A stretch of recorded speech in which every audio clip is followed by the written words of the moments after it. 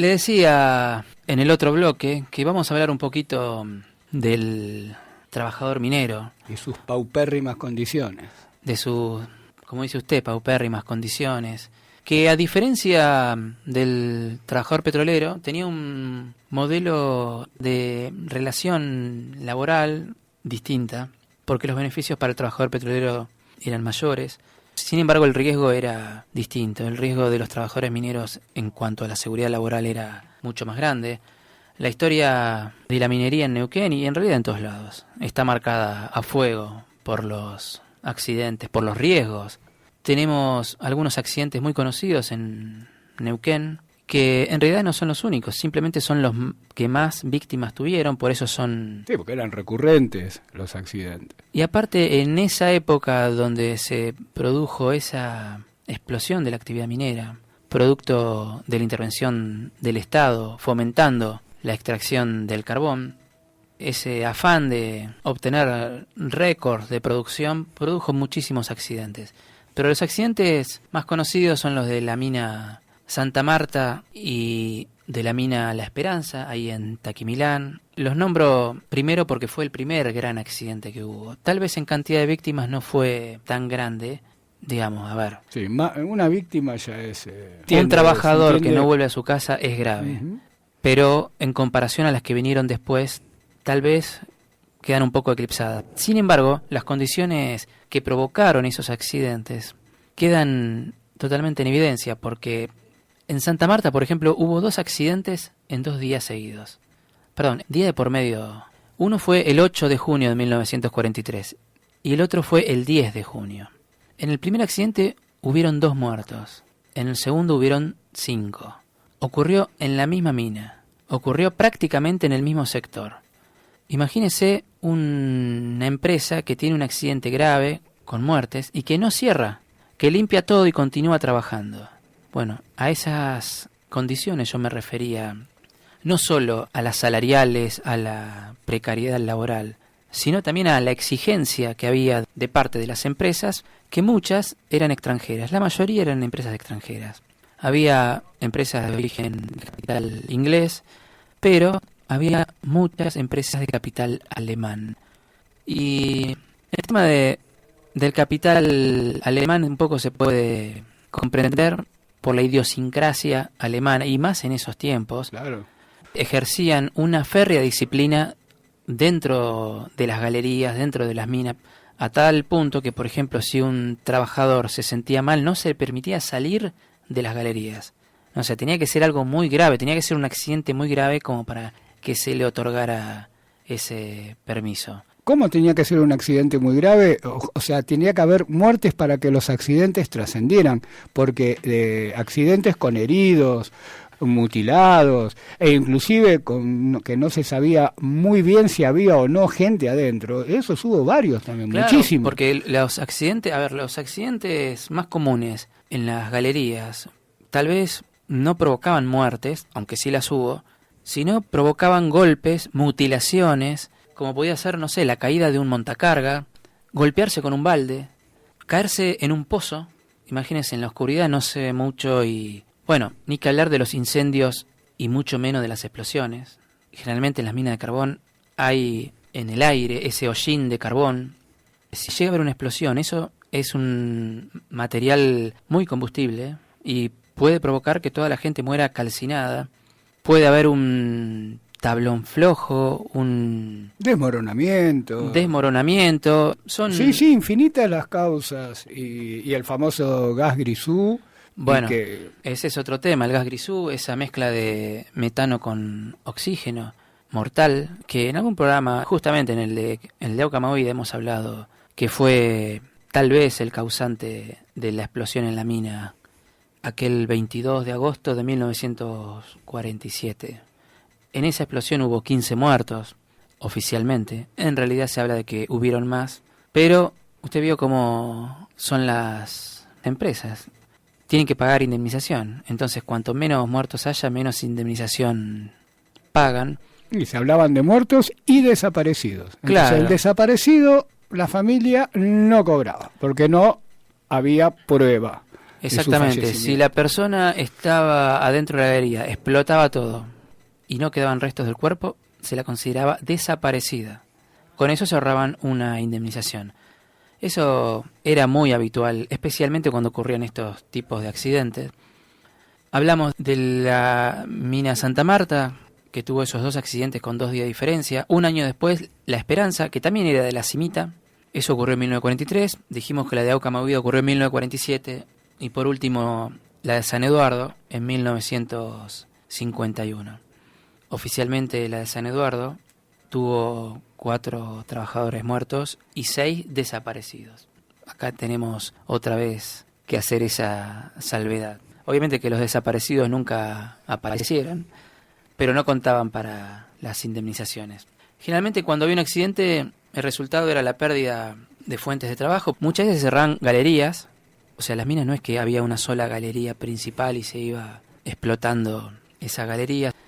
Después de un accidente grave, muchas veces ocurría que o se cerraban las galerías o directamente se cerraba la mina. Y después había otro tema más entre los trabajadores, que era el tema de las supersticiones, de los mitos que se generaban en los lugares donde había habido accidentes. Generalmente en los lugares donde habían accidentes mortales, los trabajadores no querían volver a trabajar.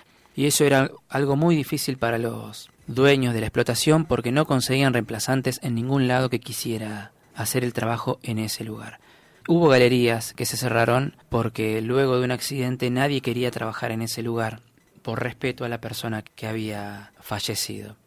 En ocasiones, luego de una explosión, la reapertura provocaba más muertes, como pasó también en Aucamahuida, que luego del trágico accidente ese que hablamos, que oficialmente dejó 15 personas fallecidas, cuando se hizo la reapertura nuevamente se provocó... Eso fue como a los 2 años, ¿no? Sí, se produjo un accidente. Hemos hablado de la historia de la mina Aucamahuida. No lo vamos a tocar el tema, pero recomendamos al que le interese el tema entrar en la página Más Neuquén, donde hay varios artículos que hablan sobre estos temas, o también en el canal de YouTube de Más Neuquén, donde todos estos programas tienen guardados sus audios, y si quieren escuchar ese programa que hay hicimos... un libro que tuvimos la grata visita, porque este tema lo tocamos en la Feria del Libro, no tenemos que olvidarle decirle a nuestra audiencia, estuvimos en vivo con este programa y la radio pública de Plotier en la Feria del Libro de Neuquén, y luego de hacer un programa tocando este tema, vino un sobrino directo del escritor de uno de los libros que habla sobre, creo que justamente el accidente de Aucamahuida, si no me equivoco. Sí, hay un libro que se llama Aucamahuida, Volcán de Recuerdos, de Pablo Zurita. Ahí está. Justo un conocido nuestro que fue a escucharnos junto con una enorme cantidad de gente que hacía cola para entrar a la feria y decía, no me interesan los libros, me interesa ir a escuchar el programa de radio y ver a estos muchachos. Sí, es más, hicimos el programa de radio justo cuando estaba Darío Zeta, y Darío Zeta tuvo que correr 1 hora su presentación porque si no se superponía con la nuestra. Disculpe, ¿no fue al revés? Ah, no, sí, tiene razón. Bueno, en realidad lo corrimos para no sacarle público a él. Exactamente, sí, eso es lo que yo quería destacar. Dijimos, no, si la gente dudaba entre ir a escucharnos a nosotros, él dijimos, no, este muchacho vino de Buenos Aires, ya están ganando el café con leche acá en estas ferias y déjenlo, total la gente a nosotros nos va a esperar. Le decía, la reapertura muchas veces traía más muerte. Ahí se empezaron a generar las primeras estadísticas de seguridad laboral, especialmente en la década del 40, cuando intervino directamente la Secretaría de Trabajo. A usted siempre le gusta esta parte mencionada. No, usted quiere que diga la Secretaría de Trabajo a cargo de un joven coronel. De la época, claro. Se empezaron a llevar estadísticas y... Sí, cambiaron las medidas de seguridad, dejaban de llevar jaulas con pajaritos para ver si había gas adentro de... El tema de los canarios en las galerías se siguió usando hasta muy entrado el siglo XX. ¿No fue en esa época que cambiamos de tecnología? Actualmente se usan medidores de gas que son muy precisos. Son precisos hasta en millonésimas partes de gas. En estos emprendimientos mineros, generalmente manejados por empresas extranjeras, los primeros auxilios, por ejemplo, o el sector dedicado a los primeros auxilios, con algún profesional que podía ser un médico o podía ser simplemente un enfermero. La mayoría de las veces cuando ocurría algún accidente grave eran derivados a la zona de la confluencia. El hospital estaba en Allen, y si no, derivados a Bahía Blanca o Buenos Aires. Los subían al tren, iban hasta Bar del Medio, trasbordo, Y asistidos en primera instancia por sus propios compañeros, porque no había personal para eso. O sea, carecer de atención médica era moneda corriente. Muchas veces la asistencia médica se la cubrían los propios damnificados, o sea que si alguno tenía algún accidente laboral, no sé, estaba levantando un balde y tuvo una hernia de disco, los 2 discos se le apretaron, se le punzaron por el esfuerzo que estaba haciendo, no tenía obra social, no tenía una ART que lo cubriera, nada. Ni licencia por enfermedad. Se lo tenían que cubrir. Le daban licencia, pero sin goce de sueldo. Otro de los problemas que había era el tema de la salubridad, el tema del agua, la inadecuada provisión de agua que se hacía generalmente por camiones. Y no tenemos que olvidarnos, disculpe que lo interrumpa, Rodrigo, que alrededor de esas minas se instalaban, vivían los trabajadores, pero también se instalaban gran parte de las familias de los trabajadores.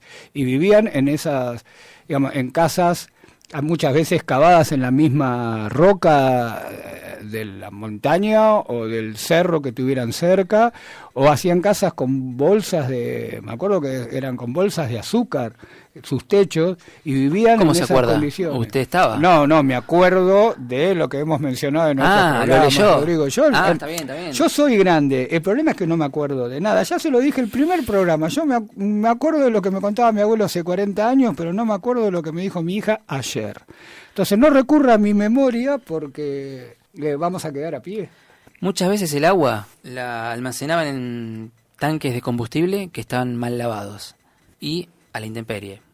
A veces es difícil también generalizar porque todas estas condiciones siempre había alguna excepción. Eran prácticamente comunes a todas las minas de carbón. San Eduardo fue una excepción, ¿no? San Eduardo fue una excepción justamente en la época de Perón, pero en esto no tuvo, tal vez, o sea, sí tuvo que ver Perón porque hubo una decisión que fue declararle la guerra a Alemania, justo cuando ya la guerra estaba terminando. Estaba en tiempo de descuento. Y se expropiaron todas las empresas alemanas, y entre ellas había muchas minas de carbón que estaban en el territorio de Neuquén. Y una de ellas era San Eduardo. Y San Eduardo, en cierta forma, fue una excepción, fue como una especie de mina modelo, donde los trabajadores, por ejemplo, tenían agua potable en canilla que llegaba hasta sus viviendas. O sea, había una red de agua potable que no es que la tenían que ir a buscar a un pozo, no es que estaba en un tanque de combustible mal lavado, sino que le llegaba directamente por cañería a su casa. A su casa, a su vivienda, que se le podía llamar vivienda, y no así en la mayoría de los asentamientos que se generaban alrededor de otras minas, donde convivían los trabajadores con sus familias, ¿no? Le decía también en alguna parte del primer bloque que el reclutamiento de la fuerza de trabajo era generalmente de 2 formas. Una, trabajadores con experiencia en otras regiones. Eso traía algún tipo de riesgo porque venía justamente gente que tenía no solo experiencia laboral en la actividad, sino que aparte tenía participación sindical. Y después muchas veces eran tomados gente sin ningún tipo de calificación entre la gente del mundo rural. Hay una tercera pata de esta historia. Sí, ¿no? Una tercera que es la parte supervisión técnica, pero generalmente eran todos extranjeros. La mayoría alemanes, porque la mayoría de las empresas eran alemanas, y los alemanes lo que imponían era una férrea disciplina. Una de las primeras cosas que hacían estos supervisores alemanes es hacer un edificio para poner una comisaría en la mina. Después, si tenemos que dividir a los trabajadores por nacionalidades, por ejemplo, había una gran cantidad de trabajadores chilenos, prácticamente eran mayoría, eran más del 50%. Después teníamos los trabajadores que eran solteros y los que venían con sus familias. Generalmente en las minas se los separaba, en los poblados que se formaban alrededor de la mina, se les daba un lugar para los trabajadores solteros y otro para los que iban con familia. Cuando uno está en un campamento, uno no es dueño del lugar. Así se comportaban por lo menos los propietarios de estas empresas. ¿Y cuál es el criterio que utilizaban las empresas para contratar trabajadores solteros o trabajadores que tuvieran familia? Muchos contrataban únicamente solteros, porque era más fácil echarlos. Había muy poca permanencia en el trabajo. Entonces, le era mucho más fácil contratar trabajadores solteros. Decís, bueno, cuando te vas, busco otro y chau. O cuando te accidentás, solo podés reclamar vos, no hay una familia detrás reclamando. En cambio, en otras minas preferían los trabajadores con estables. familia porque eso les aseguraba estabilidad. Aseguraba que la familia iba a hacer que el trabajador se quedara en el lugar, se arraigara, se identificara, y era prácticamente un trabajador. Así que ponían de escobas a las señoras para que si el marido era renuente a levantarse por la mañana, la mujer fuera con la escoba en mano y le dijera, anda a trabajar, que para eso vinimos. Mire, espero que no haya nadie de ninguna agrupación feminista, dice usted, escuchándonos. Sí, porque usted está tirando a la borda años de lucha. De deconstrucción personal. Sí. Que no me escuche mi familia. Yo entiendo que usted tenga el concepto muy arraigado, pero... Atraso, usted dice que yo atraso en este tema. El tema de las viviendas eran precarias. Las empresas que priorizaban a las familias, aparte de poner una comisaría, lo primero que hacían era poner una escuela. La escuela hacía que funcionara como un centro de aglutinamiento social, era el lugar donde transcurría la vida social del pueblo. La explotación de los trabajadores estaba dada por el tema de la baja remuneración, por el tema de la mala alimentación.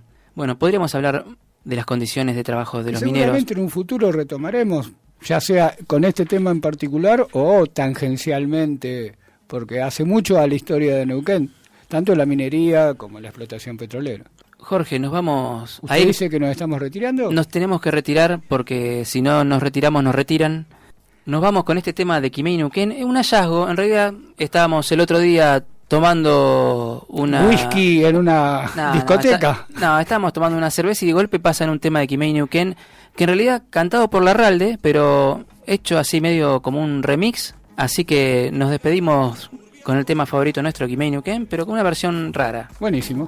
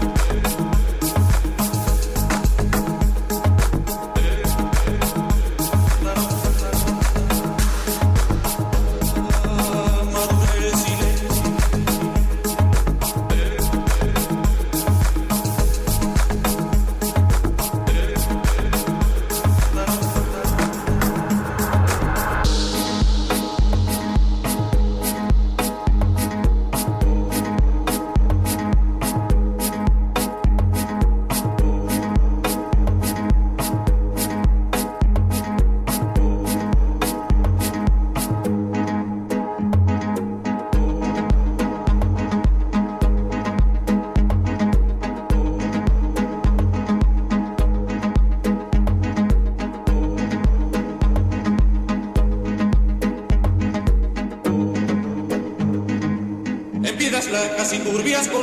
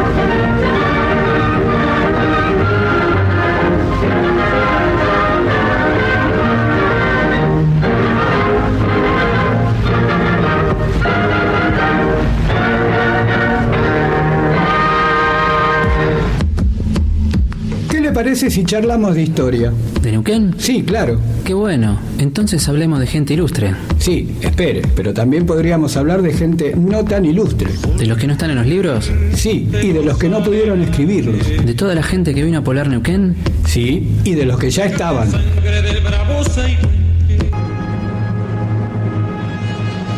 Oiga, tenemos que volver al año 1916 y evitar la fuga de presos y la tragedia de Zainuco. Espere, pero entonces no podríamos hablar más de ese tema. Tiene razón.